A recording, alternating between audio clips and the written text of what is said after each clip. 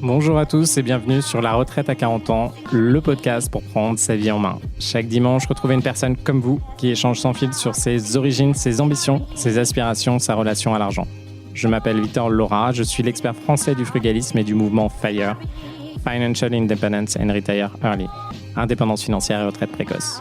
Retrouvez mon livre La Retraite à 40 ans, c'est possible aux éditions Larousse. Pour rejoindre le mouvement FIRE, c'est sur devenirfrugaliste.com. Il y a une communauté, des workshops et des outils.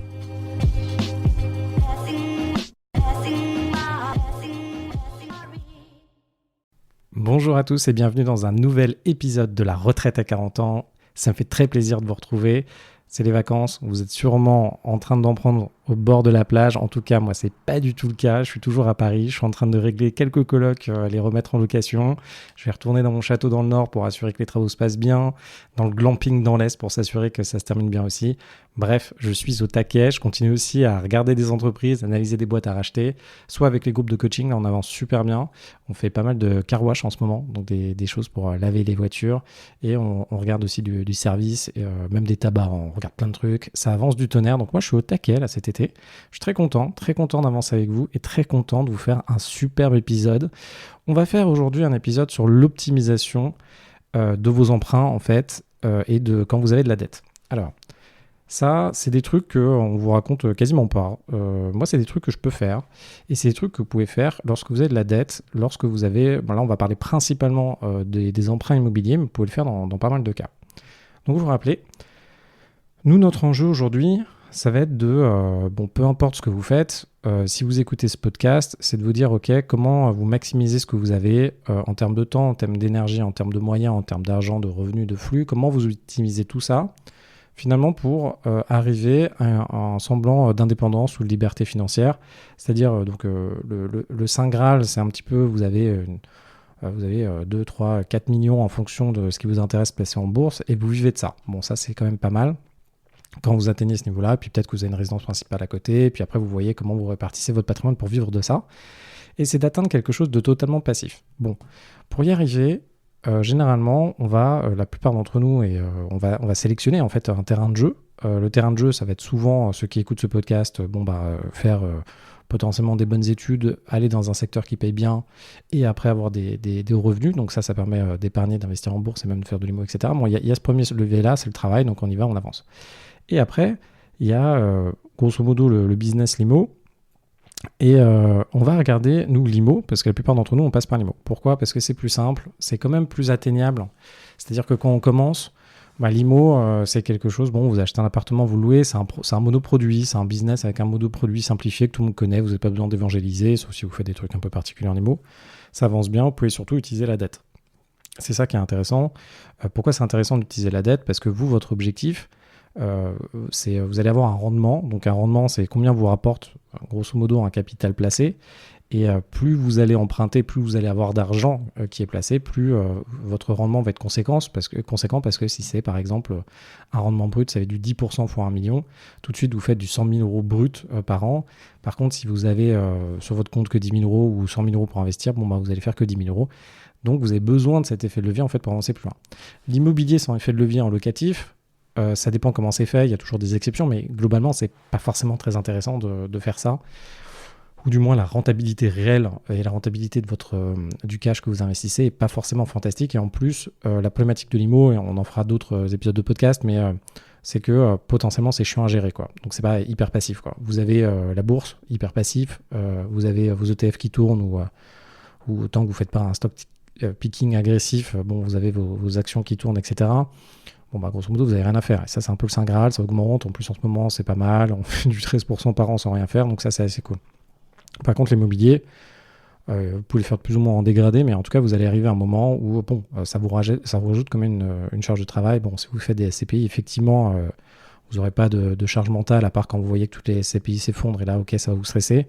Mais sinon, la plupart du temps, le truc tourne, c'est géré. Et normalement, ça devrait bien se passer. Mais on ne sait jamais. Mais le problème, c'est que pour moi, pour faire des SCPI, il faut être très riche. Pourquoi ? Parce que si vous voulez vraiment vivre de SCPI, c'est compliqué, quoi. Vous pouvez pas trop le faire. Vous pouvez le faire avec de la dette, mais ça rapporte pas assez. Donc, vous êtes obligé d'avoir beaucoup de cash. Bref. Grosso modo, on revient sur le sujet.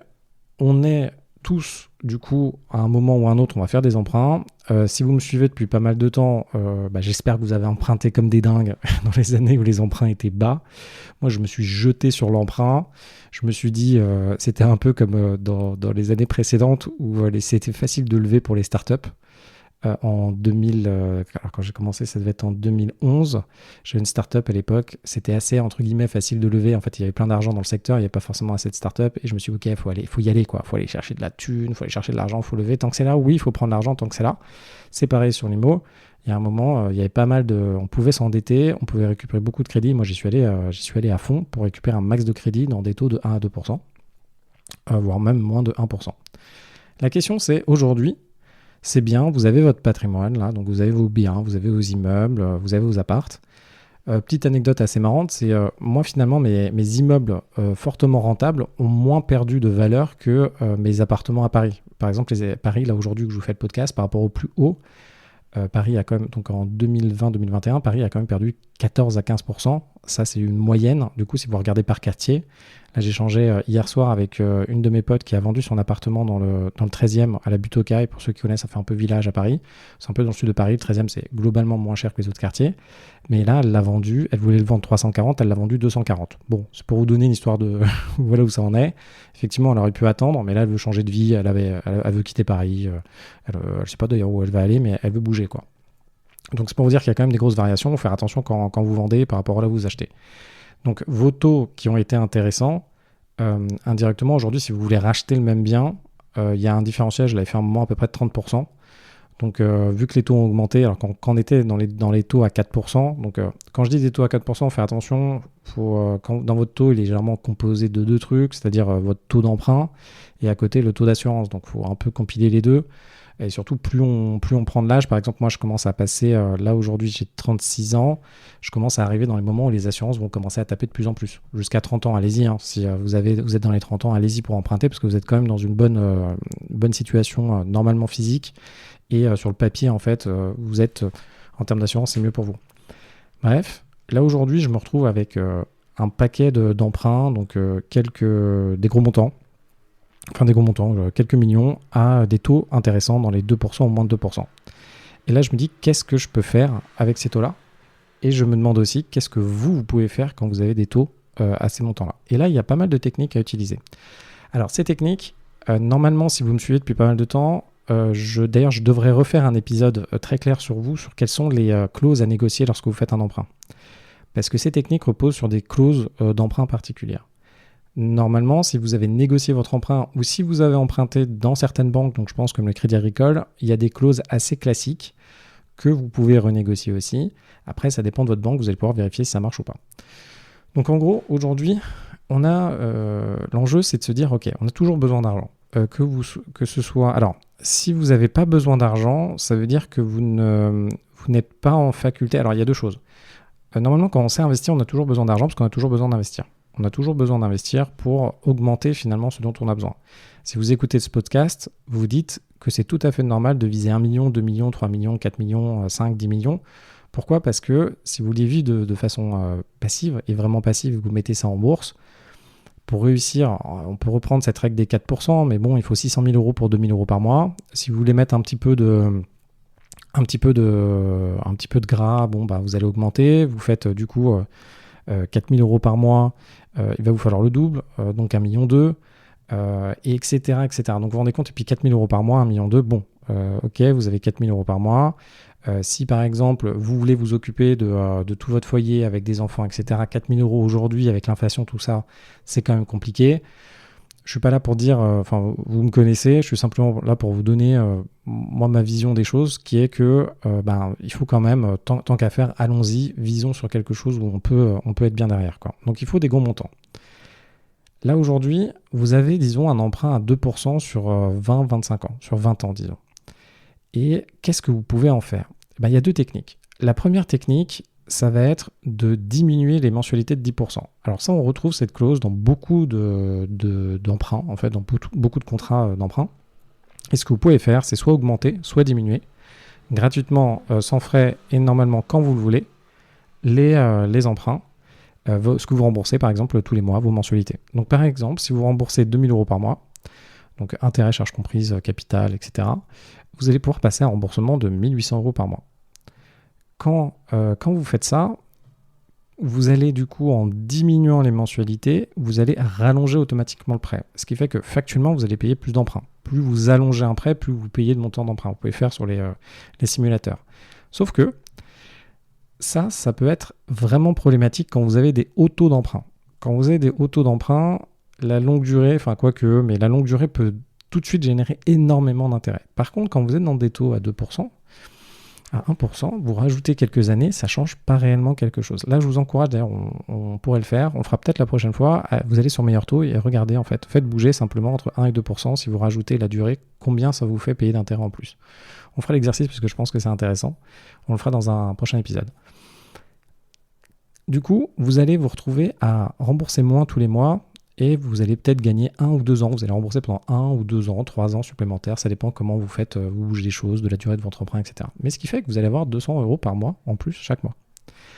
Et là, moi, je vous ai juste donné un exemple. Quand vous faites ce type de manœuvre, vous nous connaissez, l'objectif de faire cette manœuvre-là, bon, sauf si vous êtes vraiment... vous venez d'avoir un enfant, un nouvel enfant, vous galérez, il vous faut 200 balles de plus par mois. Bon, bah voilà, il vous faut 200 balles de plus par mois. Mais en théorie, quand vous faites ça, vous le faites pas pour consommer l'argent pour vivre, mais pour investir. Donc nous, ce qu'on va faire, c'est on va simplement regarder. Disons que on a un emprunt qui est de 20 ans, il nous reste 20 ans sur l'emprunt, on fait ce système-là, et on va mettre les 200 euros par mois qu'on économise, on va directement les investir, pourquoi pas dans un ETF Monde. Donc ETF Monde, ça réplique... un pool d'actions mondial qui est censé représenter la croissance mondiale. On fera un épisode d'ailleurs sur l'ETF Monde direct, comme ça on verra les pour, les contre, les intérêts, où il faut l'acheter, tout ça. Et là, les 10 dernières années, par an, ça a fait 13,32%.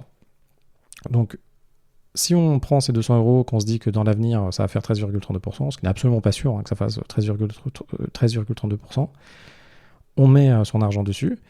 Et du coup, on va se retrouver dans 20 ans avec 236 000 euros, 837,19, avec 188 000 euros, 837,19 euros d'intérêt. Donc en gros, on a quasiment 200 000 euros d'intérêt pour avoir investi 40 000 euros. Je vous fais des grosses masses. Et là, on participe réellement à la magie des intérêts composés. Donc les intérêts composés, la magie, c'est que vous investissez, par exemple, vous mettez 1 000 euros, vous avez à 10% par an et non mensuel. Donc ce que je veux dire, c'est que vous avez 1 000 euros et vous touchez 1 100 euros, dont 100 euros d'intérêt. À la fin, vous touchez 100 euros au bout d'une première année. Et l'année d'après, vos 100 euros que vous avez touchés, vous allez faire 10%. Donc vous allez gagner des intérêts sur ces 100 euros. Du coup, vous allez gagner 1 euro. Donc vos intérêts, vous aurez gagné 10 euros. Vos intérêts vous auront fait gagner de l'argent. Je suis vraiment pas clair, on va recommencer. Faites un investissement de 1 000 euros à 10% par an. Vous mettez 1 000 euros. À la fin de l'année, vous allez toucher 10% fois 1 000 euros, ça fait 100 euros. Vous allez toucher 100 euros d'intérêt. L'année d'après, vous allez commencer l'année avec 1 000 euros et vos 100 euros d'intérêt. Et vous allez du coup gagner 10% sur vos 1 000 euros initial, sur votre investissement initial. Et vous allez gagner 10% de 100. Vous allez faire 10% de vos intérêts. Et 10% de 100, c'est 10. Et du coup, vous allez gagner 10. Donc vous allez gagner des intérêts d'intérêt. Donc c'est ça la logique. Je pense que vous le savez tous. Je reviens dessus. Comme ça, ceux qui découvrent pour la première fois, ils vont. N'hésitez pas à m'envoyer des messages sur LinkedIn, sur les podcasts, que vous en pensez. Si vous avez des sujets que vous avez envie que je traite, n'hésitez pas même à me donner concrètement quelle est votre situation, les problématiques. Comme ça, j'en fais directement des épisodes de podcast. Je vous réponds, ou à la limite, je vous appelle, on fait un épisode. Et comme ça, on fait avancer tout le monde dans la même direction. Du coup, grâce à cette première technique, donc de diminuer les mensualités de 10%, vous avez réussi à investir. Et quand vous économisez 200 euros par mois, vous l'investissez et vous réussissez à gagner en plus, grosso modo, presque 190 000 euros, 200 000 euros en plus. Vous venez de gagner 200 000 euros en plus. C'est pas exact. On le verra après, parce que quand vous allongez la durée de votre prêt, vous allez payer des intérêts supplémentaires. Donc, il faut faire le calcul en regardant, d'avoir diminué mes mensualités de 10%, de combien ça m'a augmenté mes intérêts sur mon emprunt. Je le fais après en grosse masse, on le verra, mais c'est pas finalement vraiment significatif. La technique numéro 2, ça va être de geler son emprunt pendant 6 à 24 mois. Alors, quand vous faites un emprunt, nous, ce qu'on va vraiment chercher à faire dans la majorité des emprunts, c'est déjà d'avoir un différé quand on va avoir son emprunt. Donc, que ce soit d'ailleurs une colocation, que ce soit un appartement, c'est quasiment impossible d'acheter un appartement et de le relouer direct sans avoir fait un minimum de travaux. Là, par exemple, ce matin, j'étais dans une de mes colocations d'Aubervilliers. C'est vraiment c'est un appartement. Alors, j'en ai fait un peu de travaux du coup, mais il était hyper bien, nickel. Et ce que j'ai fait, c'est que j'ai simplement rajouté une cloison pour faire une autre chambre. Mais rien que de faire ça, de mettre un peu de déco, de faire 3-4 allers-retours à Ikea, de peut-être régler des joints, de trouver des locataires, vous en avez pour 2, 3, 4 mois, quoi. En fonction de comment vous organisez. En plus, à l'époque, je n'étais pas forcément très bien organisé. Je vous parle directement, j'avais mon boulot à côté, comme vous. J'avais la pression, on était en train de... Alors, je sais plus oui, on était en train de lever des fonds. Du coup, en même temps, j'avais pas mal de pression. Du coup, je m'en occupais pas bien. Heureusement que le chantier était géré par Johan, qui est un gars qui bosse avec moi depuis maintenant une dizaine d'années. Et du coup, il me connaît bien. Il n'est pas parfait, mais on se comprend, quoi. Du coup, il a pu gérer des choses sans que je sois là. Bref, il y a toujours des imprévus, donc il faut toujours négocier ce différé qui va vous permettre d'avoir plus de liberté, de ne pas être trop tight. Surtout, ça dépend de combien vous gagnez et combien vous êtes profondeur de poche. Mais si vous achetez un appartement, donc là, je dois avoir des mensualités de 1 000 euros à peu près, un peu moins. Je ne sais pas combien d'entre vous sont en capacité de mettre 1 000 euros de côté tous les mois facilement, mais ça peut être un peu compliqué quand on a ce type d'investissement. Donc, on fait du différé. En plus, le différé, ça nous permet de reprendre, et je vous fais un épisode là-dessus, de votre apport, si vous êtes obligé d'en faire. Donc, en faisant, mais ça, c'est une autre technique pour un autre sujet. Donc, vous avez déjà fait le différé, mais il y a souvent une autre clause que vous pouvez négocier ou qui est souvent présente dans les crédits du Crédit Agricole, d'ailleurs. Il faudrait que je vérifie avec la Banque Populaire, mais je ne suis pas sûr que ce soit dessus. En tout cas, le CIC, c'est dedans aussi. Sauf que le CIC et la Banque Populaire, il faut que je regarde, mais je pense que j'ai dû les mettre dans la plupart. Et du coup, là, vous êtes en faculté de décaler de 6 à 24 mois. Et du coup, si vous décalez de 24 mois vos remboursements d'intérêt et que vous ne payez rien pendant 24 mois, vous allez récupérer un capital de 48 000 euros. Avec ce capital de 48 000 euros, vous allez pouvoir, de la même façon, le placer sur de l'ETF Monde. Donc, disons que vous placez 48 000 euros, vous le placez aujourd'hui.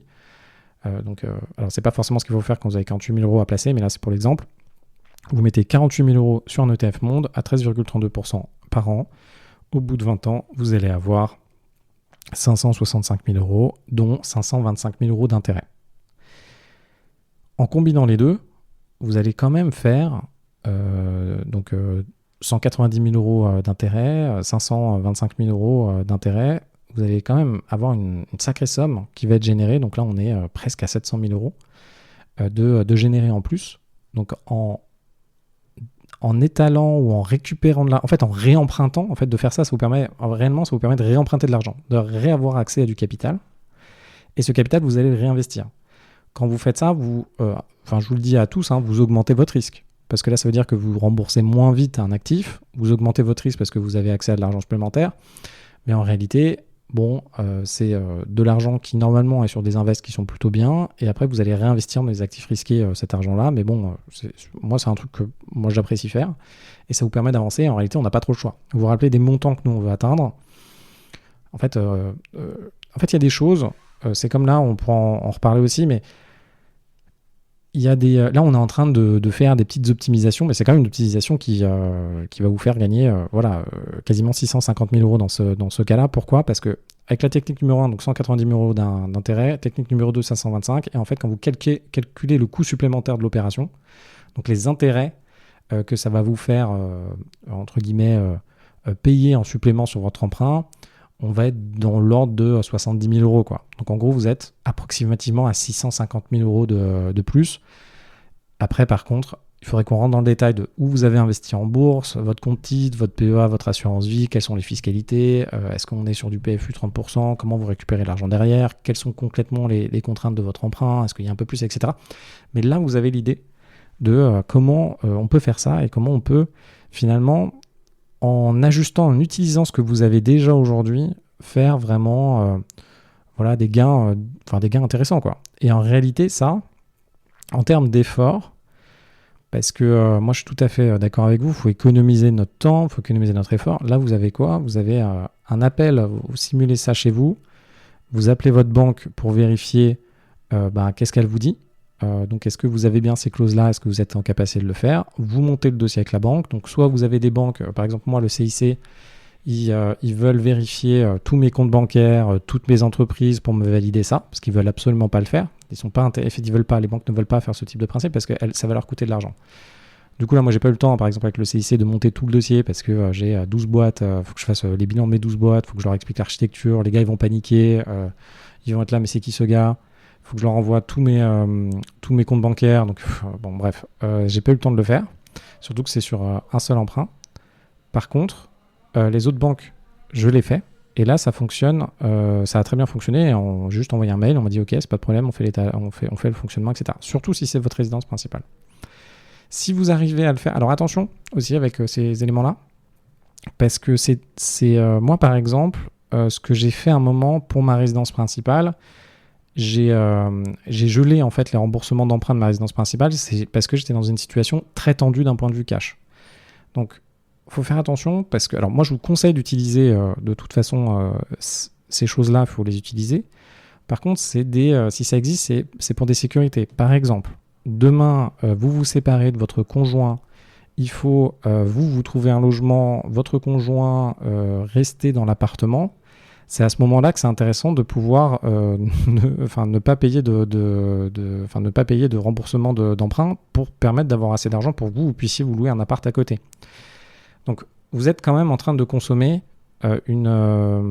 quelque chose, par exemple pour le moment où vous gelez votre emprunt, quelque chose qui peut vous être utile à un moment dans votre vie. Par exemple, moi je me suis séparé, on avait acheté à deux la résidence principale, même si j'étais grandement majoritaire dans la résidence principale, il a fallu que j'ai re-racheté ma résidence principale, et du coup j'ai dû payer, j'ai re-racheté un bout, je crois 20% de ma résidence principale, et j'ai dû payer par contre la totalité des frais de notaire. Donc sur des biens entre 500 000 et 1 million, on arrive tout de suite dans du presque 100 000 euros.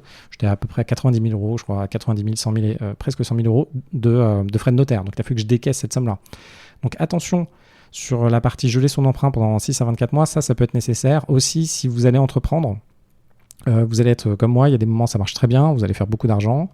Et il y a des moments où vous pouvez avoir des situations de crise, il y a de fortes chances que ça arrive. Donc ça peut être, vous allez perdre une partie de votre activité, votre associé va partir, vous allez avoir un prud'homme, vous allez avoir des choses où en fait vous allez avoir besoin de fonds vous-même personnels pour pas aller chercher de l'argent extérieur. Dans ce cas-là, attention parce que le 6 à 24 mois pour geler votre emprunt, ça peut être nécessaire. Ça vous permet de vous retourner. Si vous coûtez votre boîte, ça vous permet de vous retourner. Bon, il y a toujours des solutions, mais ce truc-là est quand même assez pratique, quoi. Donc, je tiens juste à vous dire que sur cet élément-là, attention sur votre résidence principale, même sur l'ensemble de vos invests, ça vous permet quand même d'avoir 6 à 24 mois de bouffée d'oxygène si à un moment où vous êtes vraiment short en cash.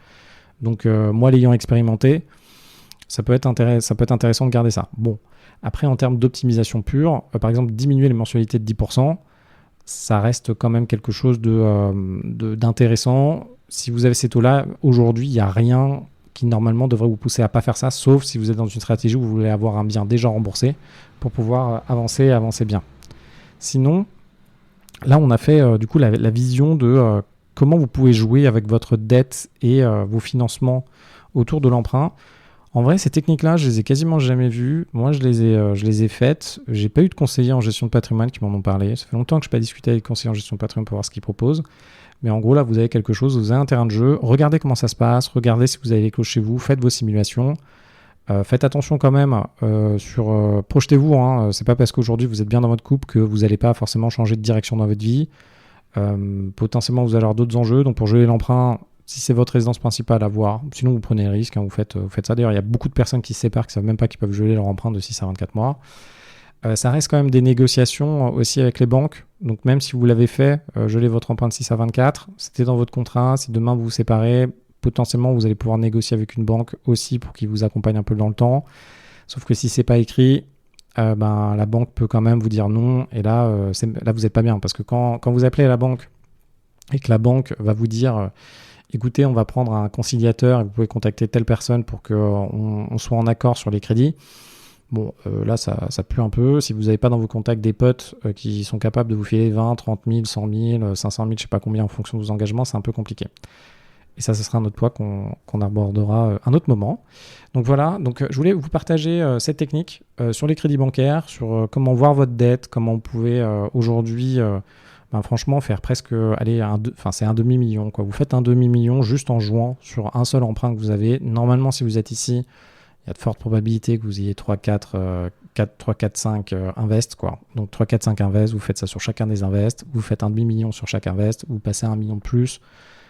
Franchement, ça vous demande pas de sortir de chez vous. Enfin, si, d'aller signer les papiers potentiellement à la banque, mais on vous les envoie à distance.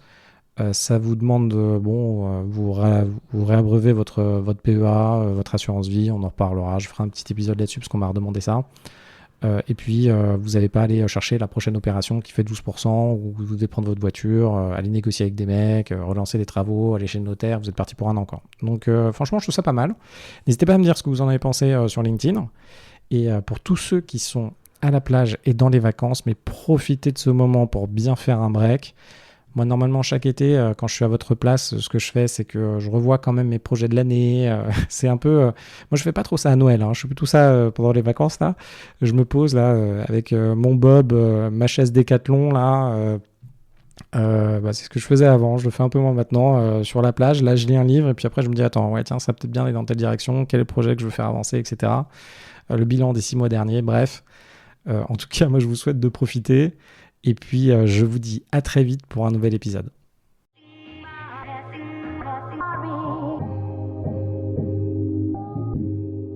Vous venez d'écouter un épisode de La Retraite à 40 ans.